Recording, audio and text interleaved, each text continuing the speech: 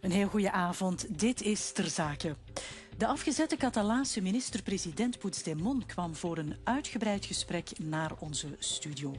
En CD&V-voorzitter Wouter Beke wou lang niet reageren, maar vanavond doet hij het wel voor onze camera.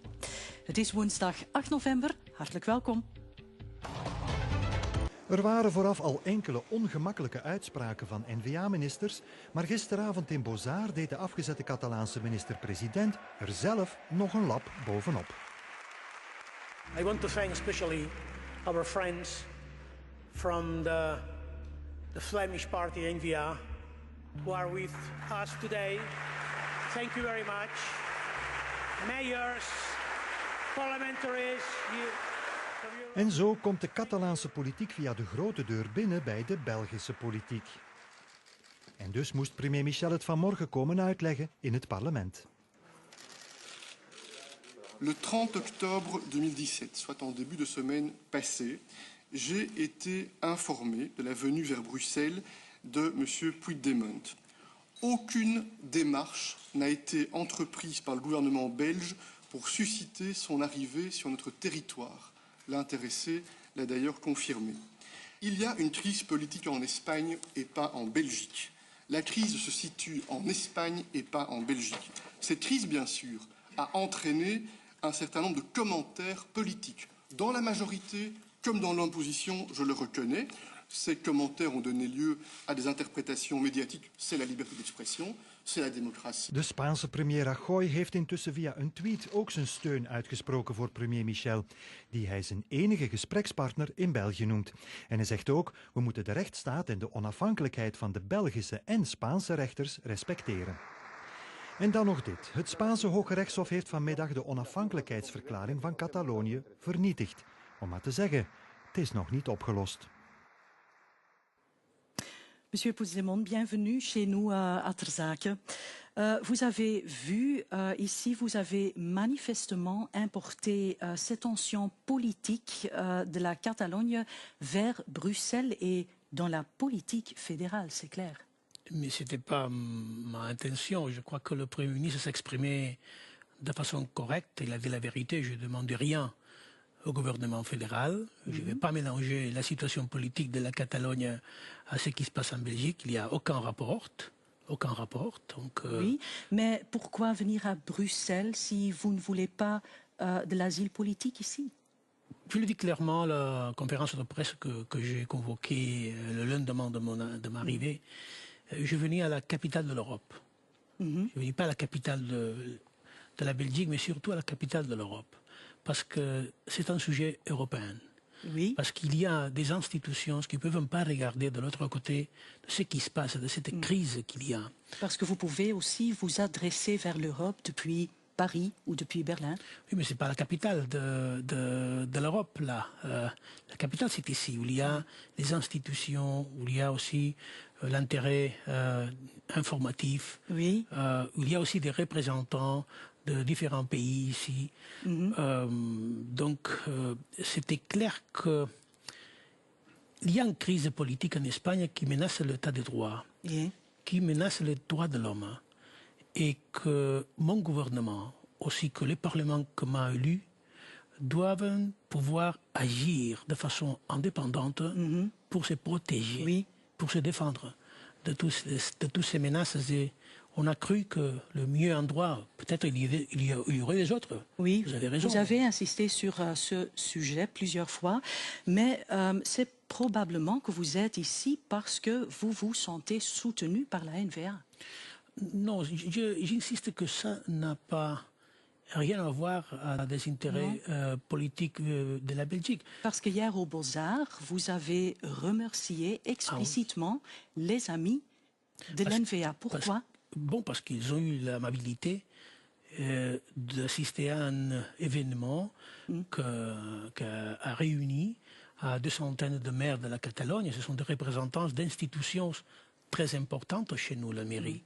Donc ils sont venus à Bruxelles, ils se sont exprimés et dans une activité ouverte, ils ont eu l'amabilité d'y participer. Je crois qu'en tant que président de ce gouvernement, je devrais remercier tout le monde qui était là, et surtout s'il y avait des personnes qui ont voulu montrer le soutien aux démocratiques. Je répète la question d'une manière différente. Bart de Wever, vous savez, il a dit « Puigdemont est un ami et je ne laisse jamais tomber mes amis ». Qu'est-ce qu'il veut dire selon vous? Bon, je crois que l'amitié, c'est quelque chose de positif. C'est pas, c'est une chose que je trouve pas uniquement dans la Belgique ou dans la Flandre. J'ai trouvé des amitiés ailleurs. Oui, donc mais vous avez rencontré Bart de Wever récemment? Non, je n'ai pas rencontré. C'est depuis quand? Non, je crois que de récemment, je ne l'ai pas ni parlé, ni rencontré. En fait, pas de contact téléphonique avec lui? Non, en fait, j'ai... Alors avec qui? Non, je n'ai pas voulu mélanger ni parler à aucun leader politique de la Belgique. Parce que c'est un sujet catalan européen et je veux agir de la capitale de l'Europe en envoyant deux messages, bien sûr à la politique catalane espagnole et à la politique européenne. Mais bien sûr, on a des amis, on a des personnes qui se rapprochent à nous et qui veulent nous connaître, même s'ils ne partagent pas l'idée. Des parlementaires, des journalistes, des intellectuels, que même s'ils ne partagent pas l'idée de l'indépendance, quand même ils partagent l'idée de la démocratie. Et je dois, c'est mon devoir d'insister à dénoncer les menaces à la démocratie qu'il y a chez moi maintenant. Ok. Monsieur Puigdemont, est-ce que l'Europe, selon vous, vous a abandonné? Bon, il y a une certaine Europe qui a abandonné. Parce qu'hier au Beaux-Arts, vous étiez très émotionné. Hein? Oui, parce que moi je suis fier, je suis tombé amoureux de l'Europe depuis ma jeunesse. Je suis né pendant Franco, et donc on a regardé toujours l'Europe, et surtout la France, nos voisins, comme un espace de liberté, et surtout de liberté d'expression, parce que pendant Franco c'était interdit. Donc on a eu beaucoup d'espoir sur le développement de l'Europe, comme un allié, comme un soutien indispensable pour les progrès démocratiques de nos pays. Et donc, lorsque je vois les valeurs fondatrices de l'Europe tomber de cette façon pour des intérêts d'État, bien sûr, je me sens triste et je dois contribuer depuis ma responsabilité à continuer à renforcer ces valeurs. L'Europe reste silencieuse. Alors, est-ce que l'Europe officielle, est-ce que vous avez l'impression que Premier Michel fait ce qu'il peut faire pour vous soutenir? Je ne demande rien au Premier ministre Michel. Mais vous avez vu les images de la réunion ce matin? Oui, mais ça appartient à la normalité dans une chambre qui a le droit de pouvoir... C'est passé là. Ce qui se passe. Ce qui s'est passé, on ne peut pas le faire à Catalogne, parce que les parlements catalans a été fermé par un décret du gouvernement espagnol. On voudrait discuter comme ça, avoir la liberté d'écouter, de s'entendre les uns les autres, qui sont à favor, qui sont en contre. Ça, c'est la normalité dans la démocratie. C'est un contraste d'opinion, mais ce que peut passer, c'est interdit de faire maintenant en Catalogne. Le Parlement légitime élu pour les citoyens, le 27 décembre 2015, donc on est à moitié de mandat, a été annulé par l'État espagnol. C'est ça qu'on veut dénoncer. Monsieur Puigdemont, en tout cas, c'est très, très probable que le juge décidera que ce sera pour vous l'extradition. Le juge va décider de façon indépendante, professionnelle, et on va... Mais c'est possible, c'est bien possible. Bien évidemment que c'est possible. Oui, et alors? Mais on a protégé nos droits tous ces temps, parce que ce sont des droits qui ne sont pas protégés par la justice espagnole maintenant. Donc, le temps qu'on reste ici, qu'on peut rester ici, qu'on peut continuer à revendiquer notre légitimité, parce moi j'étais élu par un parlement légitime. Et l'État espagnol a commis une grave illégalité à me faire cesser de ma responsabilité. On va parler de ce sujet aujourd'hui. La Cour constitutionnelle en Espagne a annulé votre déclaration d'indépendance. Quelle est votre réaction? Bon, la Cour constitutionnelle, depuis minimum 2010, agit comme une cour des partis politiques, parce que les membres sont élus des partis politiques, et elle n'appartient pas au pouvoir juridique.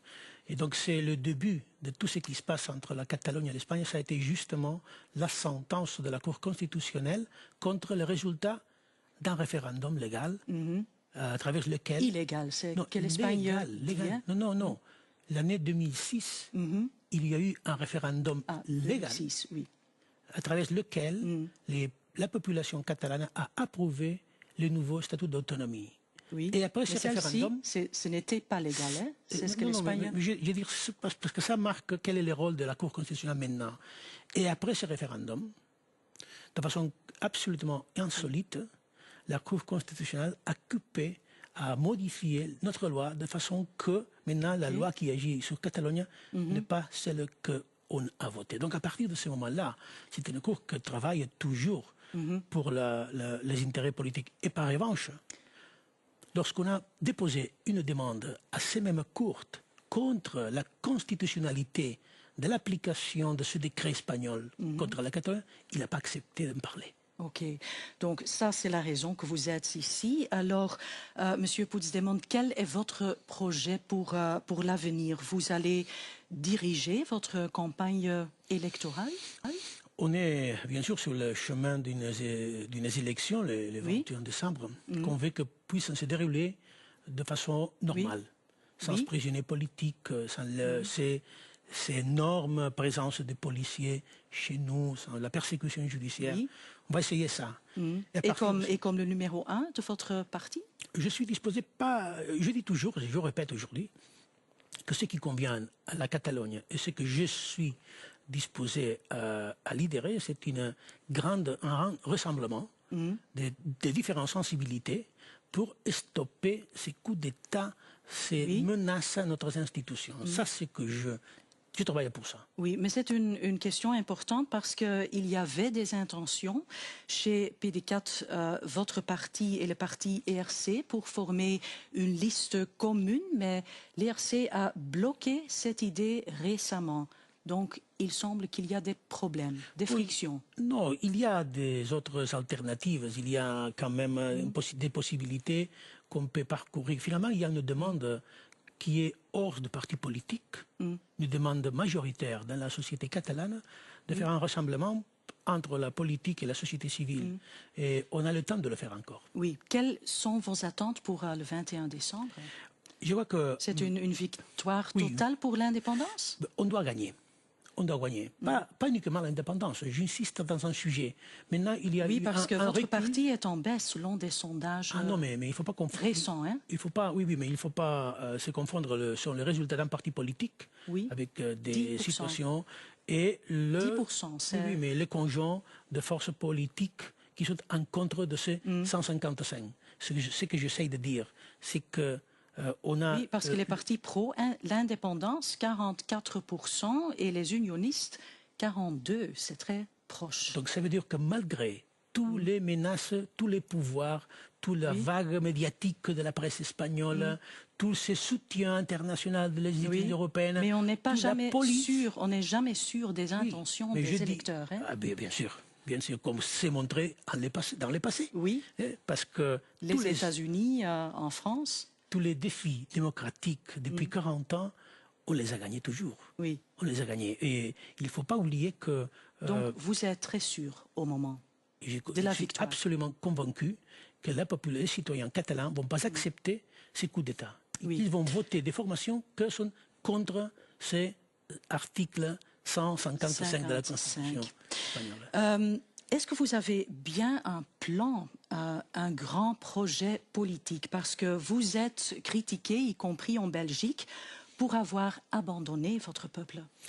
Bon, je peux comprendre qu'il y a cette impression, mais la vérité, c'est qu'on doit faire face à un coup d'État. Et on n'aurait jamais prévu qu'un coup d'État de telle magnitude, qu'entraîne un recul si grave même des droits constitutionnels espagnols, puisse se produire en Espagne. On a tout préparé, et j'insiste que c'est la seule voie à travers laquelle on peut réussir pour agir de façon démocratique. Donc l'État nous propose un scénario de moins démocratie. et nous menacent de la violence. On n'a pas de plan, on ne veut pas de plan pour agir dans ce contexte. Non, mais on peut dire vous avez commencé cette aventure avec tous les aspects de l'illégalité en pleine conscience que le gouvernement espagnol ne s'inclinerait pas. Pas du tout. Bon, on a eu toujours l'espoir que la démocratie finalement s'imposerait. Ce qu'on a fait, c'est d'appliquer le programme électoral. Oui. On a dit clairement. Parce que cette aventure se déroule encore. Bon, oui, ce n'est pas une aventure. C'est une volonté de la population catalane depuis beaucoup d'années. On essaye d'avoir des bons rapports avec l'Espagne. On a tout fait. On a changé le statut d'autonomie. On a demandé un accord fiscal.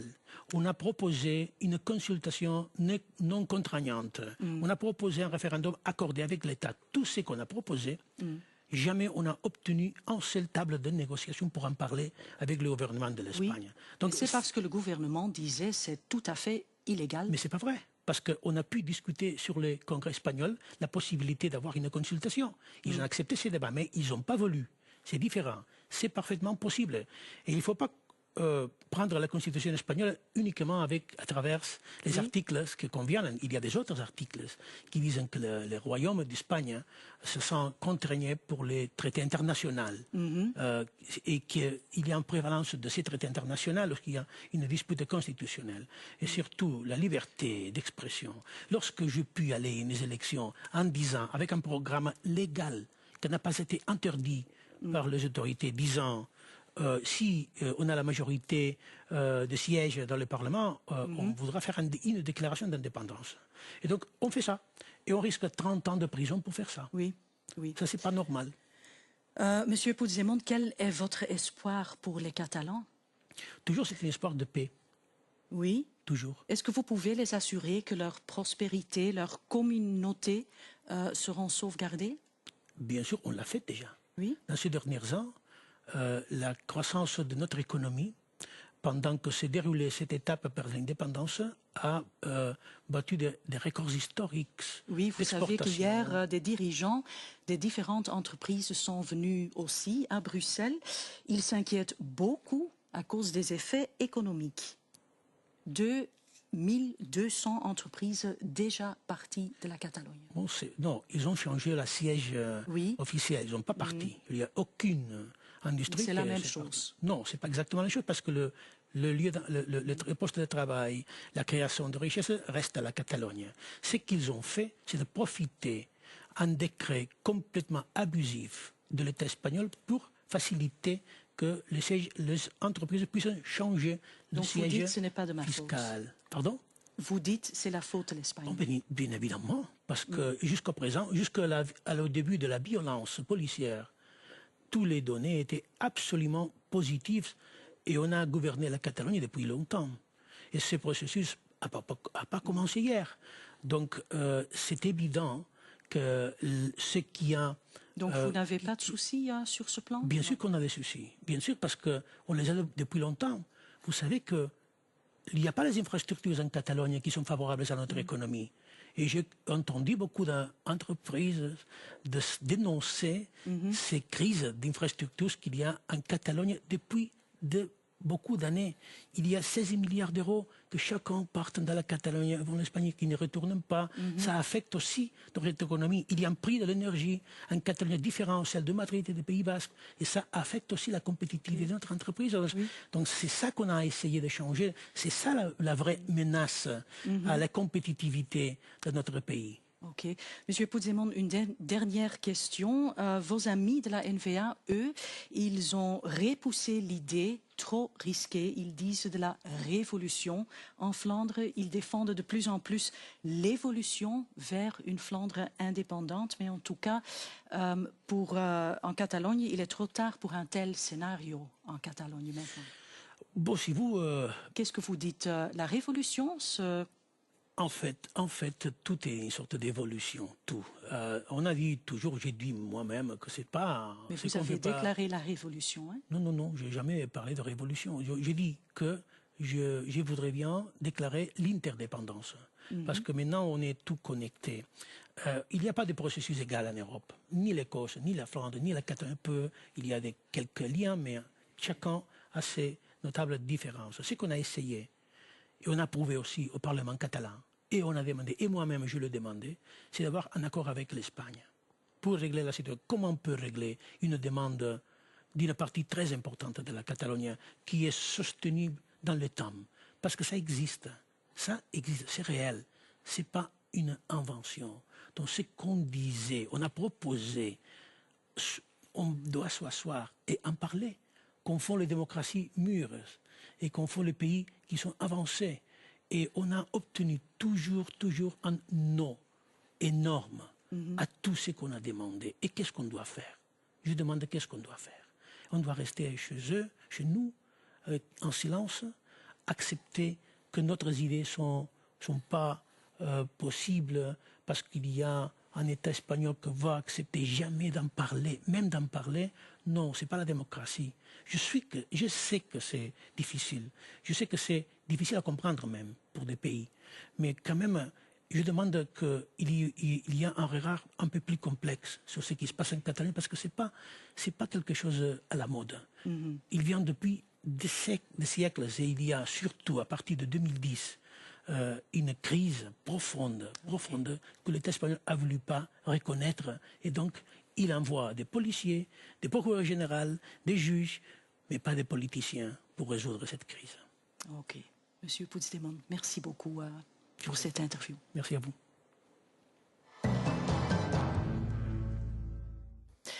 En Wouter Beke, partijvoorzitter van CD&V, heeft mee...